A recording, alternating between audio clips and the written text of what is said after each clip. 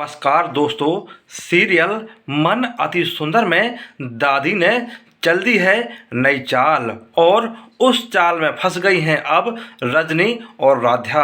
जी हाँ दोस्तों, हम आने वाले एपिसोड में देखेंगे कि सुबह सुबह मित्तल हाउस के घर की घंटी बजती है तो राध्या दरवाज़ा खोलती हैं तो दो महिलाएं घर के अंदर आती हैं। वे सफ़ेद साड़ी पहने रहती हैं और वे कहती हैं कि हम आश्रम से आए हैं और शकुंतला देवी को लेने आए हैं। यह सुनकर घर के सभी लोग चौंक जाते हैं।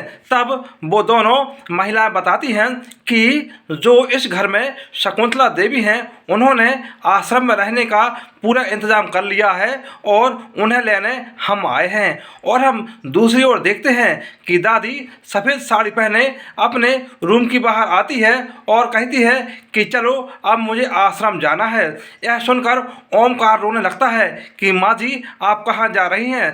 तब दादी कहती है कि इस घर में तुम लोग मेरी बात नहीं मानते हो और अब तो रजनी मुझसे झूठ बोलने लगी है, इसलिए मैं यह घर छोड़कर जा रही हूँ। तब राध्या कहती है कि मैडम आप इस घर को छोड़कर मत जाइए और ओमकार और रजनी दादी के पैर पकड़ लेते हैं कि आप इस घर को छोड़कर आश्रम मत जाइए। तब दादी की चाल सफल हो जाती है क्योंकि दादी यही चाहती थी दोस्तों। अब दादी का जो चाल दादी ने सोची थी अब वह सभी के सामने आने वाली है। अब दादी कहती है कि यदि आप लोग नहीं चाहते कि मैं आश्रम जाऊं तो मेरी एक शर्त है। तब ओमकार बोलते हैं कि माँ जी आपकी जो भी शर्त हो हमें मंजूर है, बस आप आश्रम मत जाइए।